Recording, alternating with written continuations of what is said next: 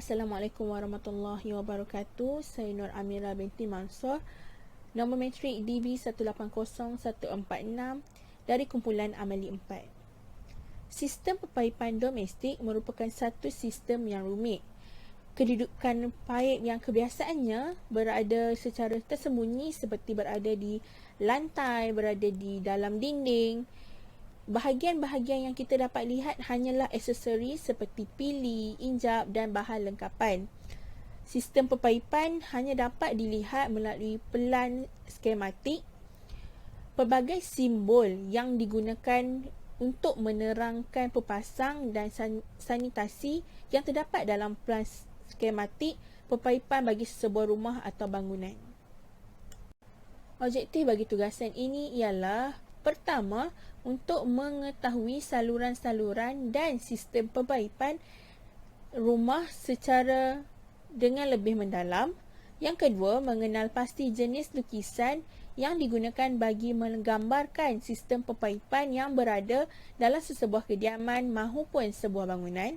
Yang ketiga, mengetahui jenis pepasang dan sanitari yang terdapat di dalam pelan skematik. Yang keempat, mengetahui kepelbagaian simbol yang digunakan untuk mewakili sistem pepaipan dalam lukisan skematik. Yang kelima, mengetahui fungsi bagi setiap pepasang yang digunakan. Dan yang terakhir adalah untuk mengetahui bagaimana penyambungan bagi setiap pepasang dan sanitari dilakukan dalam kerja pepaipan. Assalamualaikum warahmatullahi wabarakatuh. Nama saya Nur Syahada binti Muhammad Arifin. Untuk bahagian saya akan terangkan mengenai beberapa perkara. Yang pertama adalah jenis sistem bekalan air yang biasa digunakan di rumah. Kalau kita lihat di dalam gambar ni ada 3 jenis, iaitu sistem terus, sistem tidak terus dan sistem gabungan. Apa yang membezakan sistem terus dan sistem tidak terus adalah tangki simpanan, yang mana kita lihat tangki sistem terus ni dia tidak mempunyai tangki simpanan, kerana air daripada meter air ni dia akan terus dibawa kepada kelengkapan pepaipan di dalam rumah seperti dalam sinki, dalam toilet, dalam tandas dan dalam bilik air. Manakala untuk sistem tidak terus pula kita dapat lihat dia air daripada meter air ni akan dibawa naik ke dalam tangki simpanan terlebih dahulu untuk disimpan, yang mana selepas air naik kepada air dimasukkan ke dalam tangki simpanan, barulah air akan diagihkan ke dalam setiap kelengkapan perpaipan di dalam rumah melalui paip pengagihan, yang mana kita dapat lihat di dalam gambar ni. Air itu akan dibawa naik ke dalam tangki terlebih dahulu baru diagihkan. Itulah yang membezakan antara tangki antara sistem terus dan tidak terus. Manakala sistem gabungan pula dia merupakan sistem yang mempunyai kedua-dua, iaitu sistem terus dan sistem tidak terus. Maksudnya kedua-dua sistem akan digunakan di dalam sistem gabungan ni. Seterusnya saya akan terangkan contoh saluran sistem bekalan air. Dia bermula daripada paip perhubungan, yang mana paip perhubungan ni merupakan paip menghubungkan paip utama dengan meter air. Daripada meter air akan disalurkan kepada paip perkhidmatan, yang mana ia akan menyimpan, melalui paip ini ia akan menyimpan air di dalam tangki simpanan. Daripada dalam tangki simpanan pula dia akan ada 3 jenis paip. Paip yang pertama paip limpah, yang mana paip limpah ni akan digunakan sekiranya berlaku limpahan air daripada tangki tu, sekiranya disebabkan injap berbola lah yang rosak. Yang kedua adalah paip agihan. Paip agihan ni adalah fungsi dia untuk mengagihkan air ke seluruh kelengkapan dalam rumah. Contohnya sinki, toilet, tandas dan lain-lain lah. Yang ketiga adalah paip cuci. Paip cuci ni fungsi dia kita gunakan semasa kerja-kerja pembersihan tangki. Contohnya kalau tangki tu kotor, kita just buka pada bahagian bawah paip cuci untuk keluarkan ke semua air daripada dalam tangki itulah.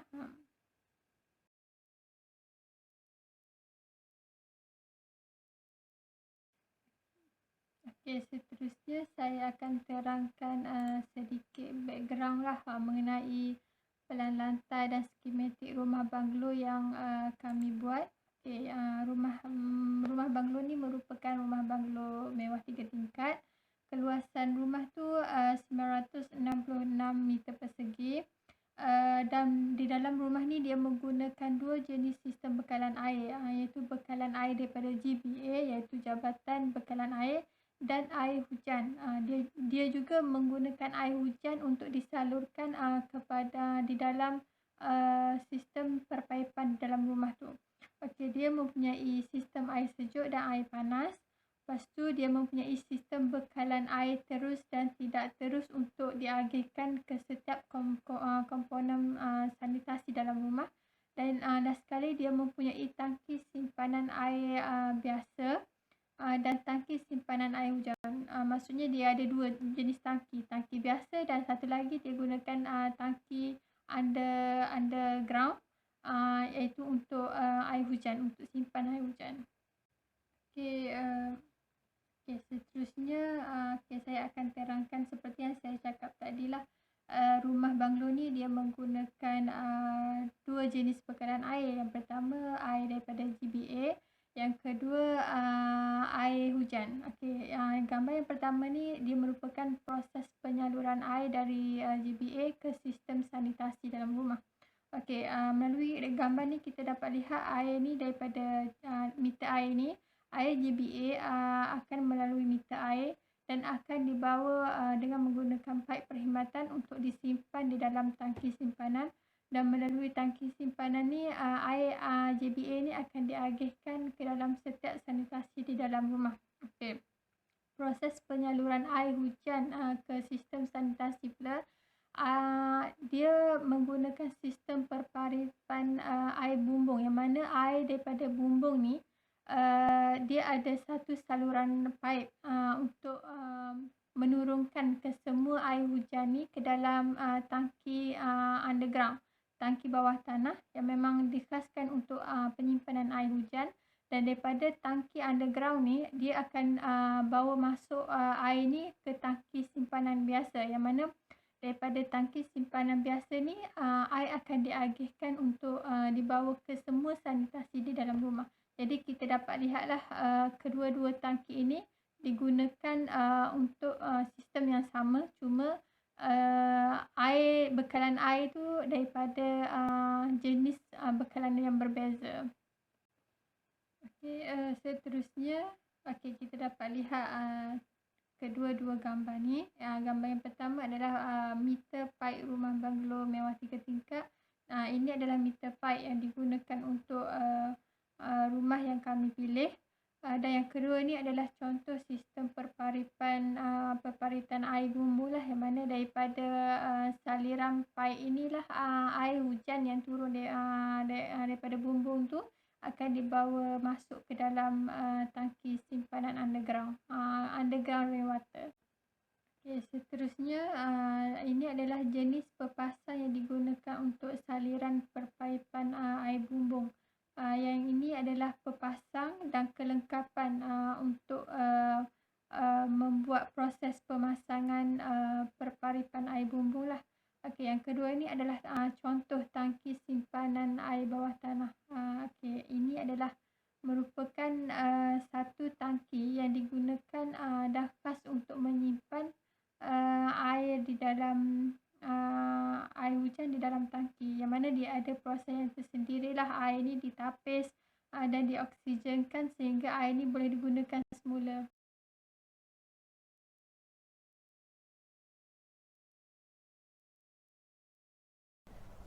Sanitari dan pepasang di aras bawah. Simbol yang pertama adalah arah air masuk, iaitu air yang disalirkan daripada Jabatan Bekalan Air akan diagihkan kepada kediaman. Simbol yang kedua adalah simbol paip galvani, berfungsi untuk mengalirkan air yang disalirkan di bawah tanah.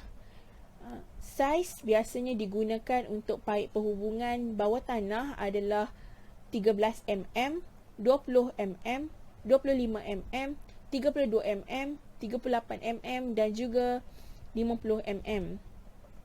grade C untuk paip perkhidmatan. Simbol yang ketiga adalah simbol meter air, berfungsi untuk mengukur penggunaan air di kediaman. Simbol yang keempat adalah stopcock PVC, berfungsi untuk membuka jalan supaya air dapat disalirkan dan disekat. Simbol yang kelima adalah simbol bagi paip PVC sesuai untuk kemasan di dalam konkrit.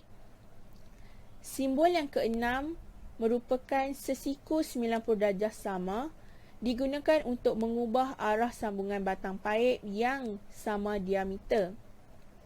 Simbol yang ketujuh adalah simbol bagi shower head, untuk mengalirkan air, berfungsi untuk mengalirkan air yang telah diagihkan kepada pengguna. Simbol yang ke-8 adalah simbol paip limpah, berfungsi untuk menyalurkan air sekiranya berlaku limpahan apabila injap berbola rosak. Simbol yang ke-9 adalah T sama PVC, iaitu sambungan paip bercabang yang sama diameter pada sudut 90 darjah kepada paip perkhidmatan untuk tandas duduk. T sama PVC adalah penyambung untuk paip bercabang yang sama diameter dan 90 darjah. Sekian, terima kasih. Terdapat beberapa alat pepasang dan juga alat sanitari yang berada di dalam lantai bawah kediaman banglo 2 tingkat ini. Yang pertama, seperti yang telah diletakkan simbol itu, yang pertama adalah sinki. Sinki berfungsi untuk menadah air dan juga untuk melakukan aktiviti membasuh. Sinki akan menerima air daripada paip agihan PVC.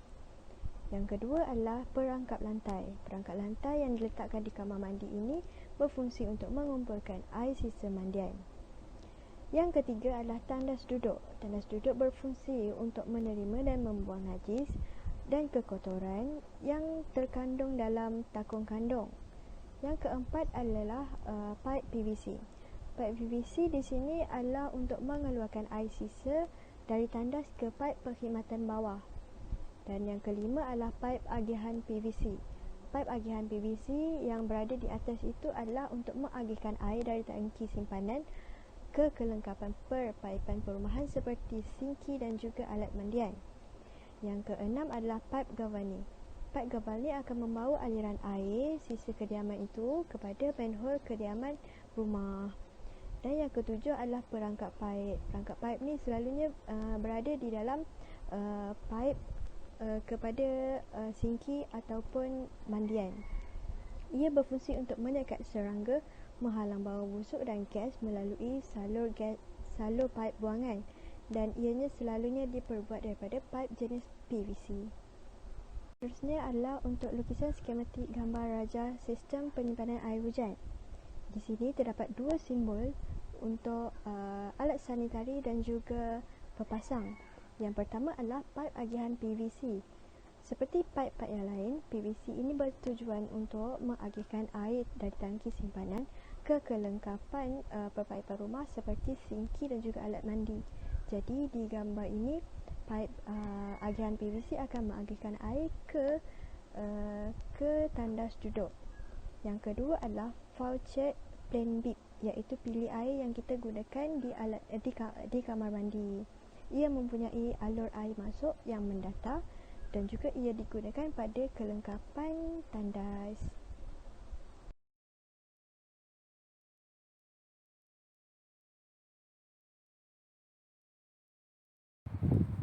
Assalamualaikum warahmatullahi wabarakatuh. Salam sejahtera. Saya Muhammad Helmi bin Muhammad Noor dari Fakulti Pendidikan Teknik Vocational. Okey, jadi hari ini saya akan terangkan mengenai sistem di tangki air yang terdapat di aras dua lah tingkat banglo ini. Okey, yang pertama adalah injap berkunci. Kita tahu injap berkunci ini adalah dia membenarkan air dia mengalir dalam satu arah sahaja. Okey. Jadi semasa pemasangan injap berkunci ini, arah anak panah itu perlulah dipasang mengikut arah yang betul. Okey. Jadi yang kedua adalah injak berbola. Okey, yang saya bulatkan di gambar itu pada nombor 2 ya, injak berbola. Fungsi dia adalah untuk mengawal paras air dalam tangki simpanan air. Okey, jadi paip yang masuk dipasang tidak melebihi 10 cm dari paras atas tangki.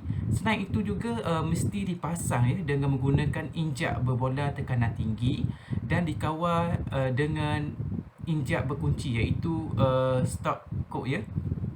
Manakala yang keempat itu adalah paip cuci. Okey, dalam tangki simpanan air ini dia terdapat satu paip, dia nama dia paip cuci. Okey, kita dengar je term cuci itu adalah mestinya kita nak membersih perkara yang kotor kan. Okey, jadi fungsi dia adalah menyalurkan air kotor keluar daripada tangki simpanan air semasa kerja-kerja mencuci tangki. Okey, jadi paip ini dipasang di dasar tangki simpanan air. Okey, jadi nanti kalau kita kita nak bersih tangki itu, so paip itu berada di dasar tangki itu. Jadi kita buka di bawah dasar tangki itu, jadi air yang berada di tangki itu akan keluar lah. Okey. Manakala yang kelima adalah pepasang iaitu 90 elbow PVC socket fitting. Okey, yang menyambung paip PVC yang lain ke sambungan seterusnya pada hujung pemasangan ya. Okey, ia dipasang juga pada hujung pertemuan dan sambungan paip PVC bagi mengalirkan air dia tanpa kebocoran. Kita menggunakan tip putih lah. Okey. Yang keenam adalah paip limpah. Okey, paip limpah ini adalah dia menyalurkan air daripada tangki simpanan air jika berlaku injak berbola itu tidak dapat berfungsi bagi mengawal paras air. Okay? Jadi apabila injak berbola rosak, air akan mengalir masuk ke dalam tangki tanpa henti. Okay, jadi saiz paip limpah ini hendaklah lebih besar daripada paip air yang masuk. Okay? Jadi jarak paip limpah dari penutup tangki mesti sekurang-kurangnya adalah 10 cm. Okey, yang ketujuh adalah paip agihan. Okey, paip agihan ini nama je agihan, so dia mengagihkan air kepada paip-paip yang lain. Okey, seperti pili air, sinki, mandian dan tangki simbah.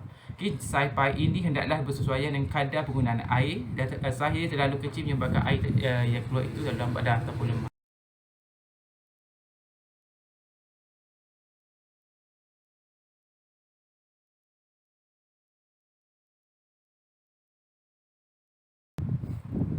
Okey, jadi mengikut Akta Industri Perkhidmatan Air Negara 2006, okey, Akta 655 telah menetapkan tangki simpanan air kegunaan bagi sesuatu bangunan domestik dan komersial harus mempunyai bekalan air kecemasan sekurang-kurangnya 24 jam. Okey, sekiranya berlaku gangguan bekalan air. Okey, seperti kita tahu isu yang berlaku di Selangor itu seringlah berlaku masalah air. Okay, jadi kalau kita lihat di sini jenis bangunan ya, kalau kita lihat bangunan yang paling sedikit iaitu pada rumah kos rendah ataupun pasar puri sebanyak 680 liter kualiti air mengikut jenis bangunan lah. Okay, satu tangki simpanan itu dia ada had dia ataupun liter masing-masing. Okay, manakala kalau kita lihat dari tabel yang saya sediakan itu sebanyak 50,000 ya, iaitu untuk stesen minyak. Okey, mempunyai ruang mencuci lah. Okey, kita bagi yang kedua itu sanitari dan pemasangan di tingkat 2 yang saya sudah bulat ada 6 item. Okey, yang pertama adalah injak berkunci seperti yang saya terangkan sebelum ini. Okey, fungsi dia menggunakan air mengalir pada satu arah sahaja. Okey, manakala yang ketiga adalah pili. Okey, pili, apa fungsi pili adalah membenarkan dan menghentikan air mengalir keluar daripada paip agihan. Okey, pili ini dipasang dia mengikut arah yang betul semasa pemasangan. Okey, dibuat daripada kuprum supaya dapat mengelakkan daripada berkarat lah. Okey, kuprum ini harganya mahal dan mempunyai harga yang sangat mahal lah. Okey, dan berbanding dengan PVC dan poli. Okey, manakala yang keempat adalah water closet. Water closet ini membuang air buangan sisa manusia dengan menggunakan air ya, bagi mengalirkan melalui paip saluran paip yang ke arah pembetung lah. Okey, tandas yang digunakan ini ada dua jenis ya. Kalau yang dalam berdasarkan pelan sanitari ini dia menggunakan tandas jenis duduk. Okey, tandas jadi duduk ini berasal daripada negara barat lah. Okey, tandas ini memudahkan kegunaan kepada pelbagai generasi umur, terutamanya yang berumur lah, senang je. Jadi selain itu, menggunakan tandas ini juga memberikan kelebihan. Sebab itu maksudnya dua dalam satu lah. Dia boleh macam membaca surat khabar, membaca buku sambil membuat hajatnya. Okay. Jadi yang kelima adalah 90 elbow PVC socket fitting seperti yang saya terang sebelum ini, yang menyambungkan pipe PVC yang lain lah. Okay. Dan perlu disaluti dengan tip putih untuk mengelakkan kebocoran pada pipe tersebut. Okay. Manakala yang keenam adalah T PVC socket fitting, menyambung pipe dalam 3 hala daripada hadapan, kiri, kanan pipe bagi penyambungan. Okay, penyambungan pipe ini menggunakan gam sepenuhnya, okay, supaya tidak wujud ketirisan ataupun kebocoran yang terdapat di pipe lah. Okay, ketiga, sambungan ini digunakan pada ketengahan pipe, menghubungkan antara satu sama lain bagi menghubungkan pipe yang lain lah. Okay, jadi itu sahaja daripada saya, Muhammad Helmi bin Muhammad Noor. Sekian, terima kasih.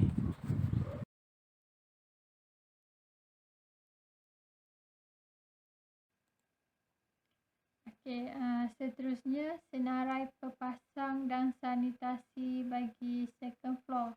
Okey, dia ada 5. Yang pertama tu adalah kita panggil dia sebagai siku 90 PVC, yang mana ia digunakan untuk mengubah arah sambungan batang pipe yang sama diameter, iaitu sudut 60. Yang kedua tu adalah T sama, yang mana dia digunakan untuk sambungan pipe bercabang yang sama diameter pada sudut 90 darjah kepada pipe utama dan pipe perkhidmatan. Okey, yang ketiga tu adalah stop cock, yang mana digunakan untuk mengawal air pipe pada setiap sistem perpaipan. Yang keempat tu adalah shower heater, yang mana digunakan untuk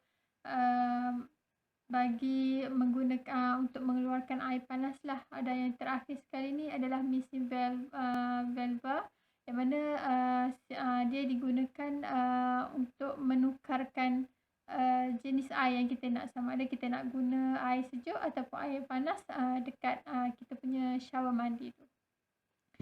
Sekian, itu saja daripada saya. Air merupakan ejen yang terpenting dalam kehidupan manusia. Oleh itu, adalah penting untuk kita mereka bentuk pemasangan paip sebelum kita menjadi siap sesebuah kediaman itu. Yang kedua adalah kualiti paip dan pepasang perlulah berada dalam keadaan yang baik. Hal ini demikian kerana untuk mengelakkan berlaku peningkatan kos semasa kerja penyelenggaraan pada masa akan datang. Dan yang ketiga, pemasangan perlulah kuat dan kemas menggunakan pepasang yang sesuai. Jika kita menggunakan paip jenis Galvani, maka pepasang yang perlu disambung pada paip itu perlulah dari jenis Galvani juga.